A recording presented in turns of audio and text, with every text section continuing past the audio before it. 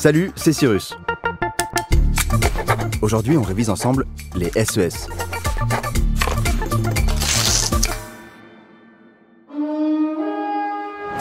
L'union fait la force, dit le proverbe. Avengers, rassemblement, dit Captain America. Apparemment, l'action collective, ça marche. Mais en vrai, ça ressemble à quoi ? Je te le demande. Quelles sont les principales formes d'action collective ? Ah, mais je suis bête, t'as pas encore la réponse. T'inquiète, c'est ce qu'on va voir ensemble aujourd'hui. On va se pencher sur la question des formes d'action collective en 2 parties. Let's go. Partie 1. Les formes traditionnelles d'action collective. Aujourd'hui, la plus simple des actions collectives en France, c'est le vote. Mais on a quand même coupé des têtes pour en arriver là. D'après un sondage, plus d'un jeune sur 2 de 18 à 30 ans estime que le vote est le moyen d'expression le plus efficace, même si ça a tendance à baisser avec les années. Entre 2010 et 2018, cette proportion a même perdu 12%. Soit les gens ont la flemme de se lever le dimanche pour voter, soit les citoyens ont de moins en moins confiance en ce mode d'expression. Je sais pas trop comment on pourrait faire remonter le chiffre. Faut peut-être distribuer des bonbons dans les bureaux de vote ? Mais le truc, c'est que sur la même catégorie de personnes et sur la même période, le nombre de gens qui croient davantage au fait de manifester dans la rue a pris 19%. Du coup, non, c'est peut-être pas la flemme finalement. En 2018, seuls 8% des jeunes estiment que militer dans un parti politique est un moyen d'expression efficace. Et c'est assez paradoxal, parce que quand on vote, c'est pour des partis politiques. Donc ils sont bien au cœur du système électoral. Oui, pas de parti, pas de grosse campagne électorale. Pas de grosse campagne, pas de vote. Et surtout, pas de moyens d'expression, ou quasiment pas. Mais bon, je te rassure, le vote n'est pas la seule action collective possible. Par exemple, dans le monde du travail, le fait de faire grève reste le mode d'action le plus efficace. Par contre, aujourd'hui, on est loin du taux de grève des décennies 60-70. Ça continue même à baisser au fil des années. Pour 1000 salariés, on était à une moyenne de 164 jours de grève en 2005 et à moins de 75 jours en 2017. N'empêche, parfois ce chiffre gonfle d'un coup sur un an, comme en 2010 avec la réforme des retraites de l'époque, où on était à 318 jours de grève pour 1000 salariés. Donc bon, on l'a pas volé notre réputation de gréviste. Et c'est normal, parce que ça marche plutôt bien. Allez, au boulot, faut faire grève. Ces grèves sont généralement décidées et menées par des syndicats. C'est des organisations collectives qui défendent les intérêts des salariés. Ils structurent les mouvements sociaux et sont les interlocuteurs principaux pour les négociations. Après, le souci, c'est que le nombre de salariés syndiqués du public et du privé est vachement bas, à peine 10%. Donc forcément, il y a moins d'actions collectives. Ils devraient faire des danses TikTok pour recruter. Je suis sûr que la casquette CGT, elle peut devenir à la mode.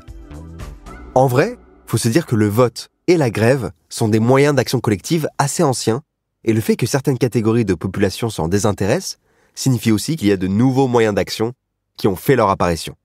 Et je vais t'expliquer tout ça dans la deuxième partie. Partie 2, le développement de nouvelles formes d'action collective.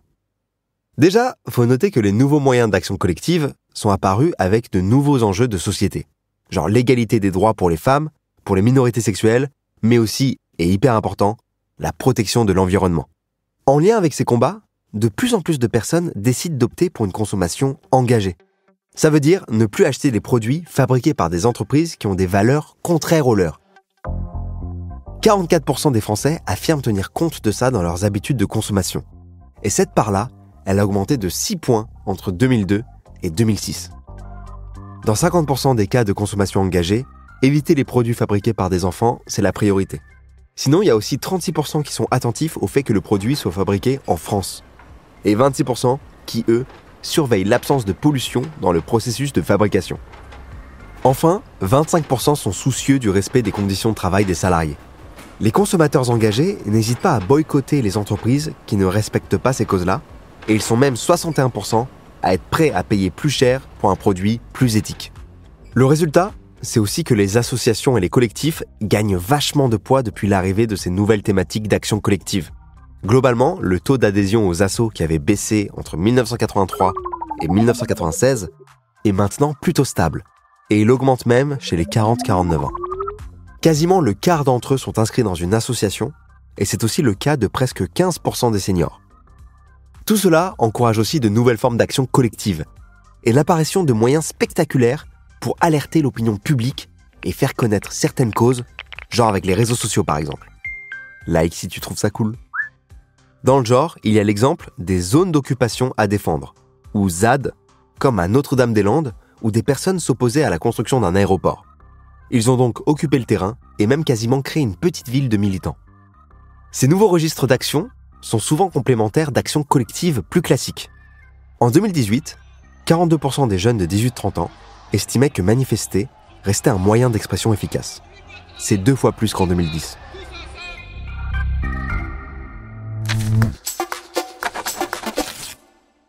Conclusion, les moyens d'expression et d'action collective sont de plus en plus divers et chacun peut trouver celui qui lui correspond le mieux. Surtout qu'avec l'urgence climatique qui nous occupe de plus en plus l'esprit, c'est le moment de s'en emparer au maximum. Et il y a même des militants hyper jeunes comme Greta Thunberg qui peuvent nous inspirer.